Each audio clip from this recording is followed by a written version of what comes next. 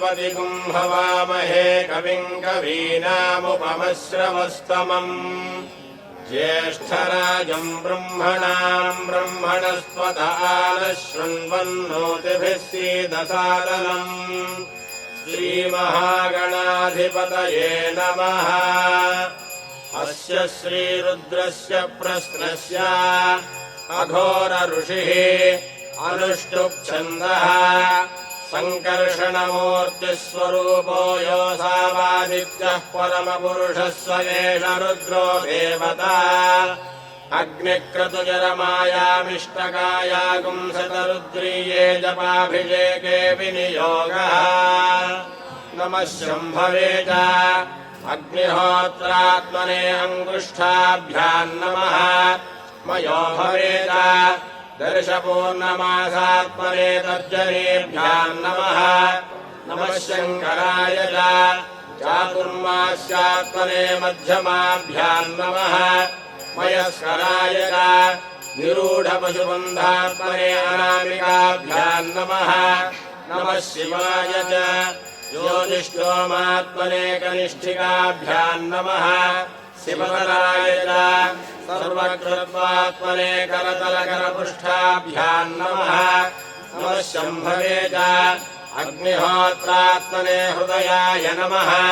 मयो भवे च दर्शपूर्णमासात्मने शिरसे स्वाहा। नमः शङ्कराय च चातुर्मास्यात्मने शिखायै वषट्।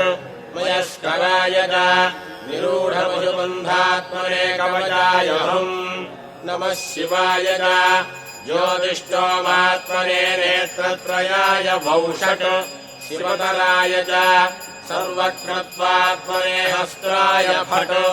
भूर्भुवस्सुवरोमिति दिग्बन्धः ध्यानम् आपाताळनभस्तरान्तभुवनब्रह्माण्डमाविस्फुरत् ज्योतिष्पाटिकलिङ्गमौलिविलसत्पूर्णेन्दुवान्तामृतैः अस्तोकाप्लुतमेकमीशमनिशम् रुद्रानुवाकाञ्जपन् ध्याये दीक्षितसिद्धये ध्रुवपदम् विप्रोऽभिषिञ्चेत् शिवम्।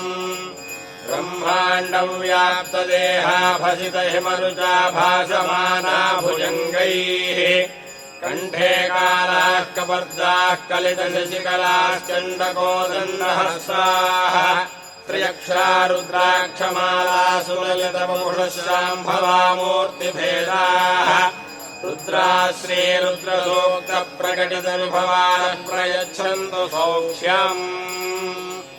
ॐ नमो भगवते रुद्राय। ॐ नमस्ते रुद्रमन्यव उतो दैषवे नमः। नमस्ते अस्तु धन्वने बाहुभ्यामुत ते नमः।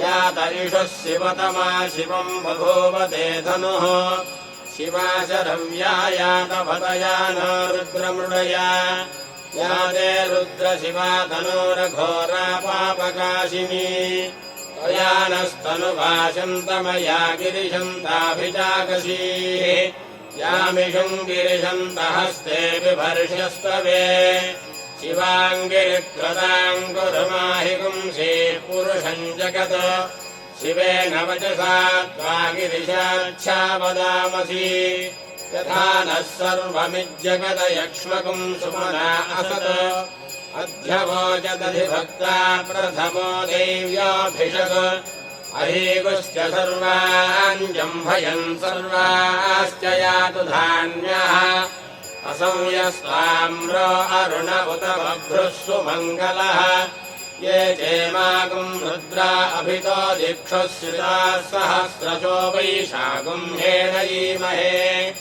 असंयोभसर्पतिनीलग्रीभो विलोहितः उतैनम् गोपा अदृशन्नदृशन्नुदहार्यः उतैनम् विश्वाभूतानि सदृष्टो मृडयादिनः नमो अस्तु नीलग्रीवाय सहस्राक्षाय मीढुषे अधो ये अस्य सत्त्वानो हन्तेभ्यो करन्नमः प्रमञ्जधन्वनस्त्वमुभयोरार्त्रियोर्जाम् या याश्च देहस्त इषवः पराता भगवो भव अवदत्यधनुष्वकम् सहस्राक्षसते शुधे निशील्य शय्यानाम् मुखा शिवो नः सुमना भव विद्यन्धनः कपद्दिनो विशल्यो बाणवागुम् उत अनेशन्धस्येषव आभुरस्य निषङ्गधिः याते